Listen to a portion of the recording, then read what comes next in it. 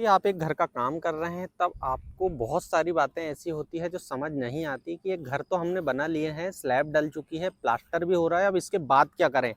सबसे ज़्यादा इम्पोर्टेंट और कंफ्यूज करने वाला यही टॉपिक होता है कि इसके बाद क्या करें।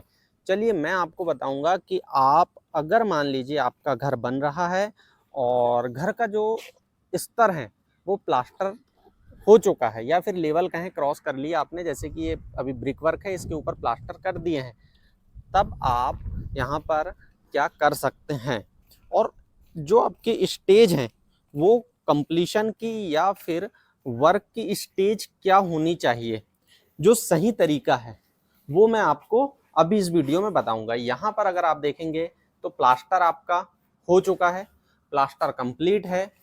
अब अगर मैं इसके ऊपर भी लेकर जाऊं आपको तो कुछ जगह प्लास्टर अभी बचा है, तो यहाँ पर पहले प्लास्टर होगा।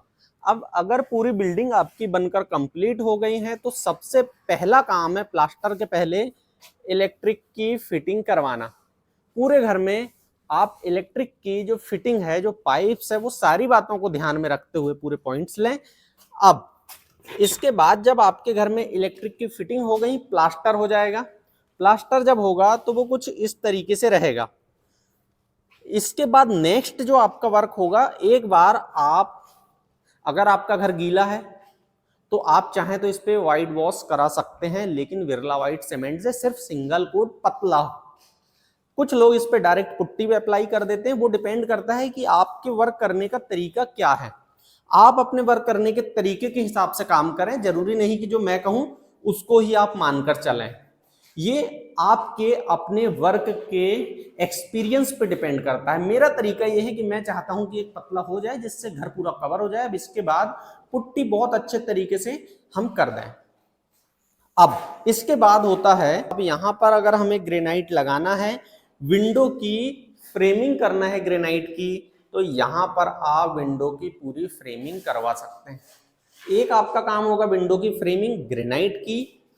इसके बाद आपका काम होगा, आप प्लास्टर टॉयलेट में भी करा दिए हैं, तो यहाँ पर आप अपने पॉइंट के अकॉर्डिंग जो भी है आपका पूरे नल वगैरह के पॉइंट यानी प्लम्बिंग का आप पाइप सीट कहाँ रहेगा, ये लोकेशन के हिसाब से इसके पूरे पॉइंट आप दे दीजिए।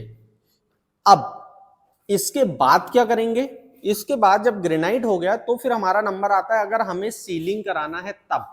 अगर आपको सीलिंग कराना है तो यहाँ पर आप पीओपी वगैरह ले सकते हैं। अब देखिए दूसरा ये है कि हमने सीलिंग पर भी, अगर बहुत सारी जगह ऐसा है कि अगर पूरा प्लेन रहता है तो लोग कहते हैं कि हमें घर जैसा बना है वैसे ही है, तो इसे कुछ पुताई हो जाए या फिर इस पे पुट्टी व्हाइट वॉश कुछ तो हो, तो इस कारण ज्यादा कॉस्ट नहीं आती, लगभग अब इसके ऊपर आपकी पीओपी आ जाएगी तो फिर ये कवर हो नहीं पाएगा। इस कारण यहाँ पर भी व्हाइट वॉश करा देते हैं। हालांकि अगर इसे बचना चाहें तो ये वेस्ट ऑफ मनी है, वो आप पे डिपेंड करता है, आप उसे अपने तरीके से हैंडल कर सकते हैं। बात होगी ग्रेनाइट, तो ग्रेनाइट आपका जहां पर भी लग रहा है आपने ग्रेनाइट लगा दिए, आपने विंडो पर ग्रेनाइट लगा दिए, सीलिंग हो गई। अब सीलिंग के बाद इनके जो वायर हैं ये वायर डलेंगे।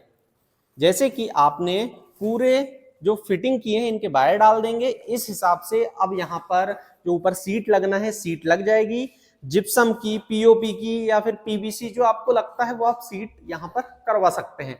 जब आपकी पीओपी बनके कंप्लीट हो जाती तब हम नंबर लगाते हैं नीचे टाइल्स का।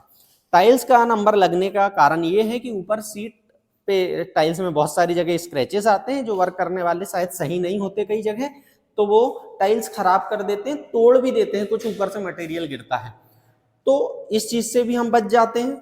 यहाँ पर टाइल्स लग जाती है। अब टाइल्स के बाद हम करते हैं पुट्टी। पुट्टी एक कोट करने के बाद फर्नीचर बनाना, और फिर फर्नीचर जब बन जाता है आपका टाइल्स के साथ किचन भी आ जाएगा। जब ये सारी चीजें हो जाती है फिर सेकंड कोट पुट्टी घिसाई, और सेकंड कोट पुट्टी के बाद यहाँ पर डोर, विंडो, इंटीरियर में फर्नीचर, ये सारी चीजें होने के बाद प्राइमर और कलर करके टेक्सचर करके घर से बाहर निकल जाते हैं। ये तरीका है एक सही तरीके से काम करने के लिए। आपको इन बातों का ध्यान रखना पड़ेगा। अगर आप ऐसे काम करते हैं तो आपको घर में कभी कोई दिक्कत नहीं आएगी। आई होप इसी तरह की वीडियो आप अगर और चाहते हैं तो हमारे साथ जुड़े रहें। थैंक यू, शुक्रिया।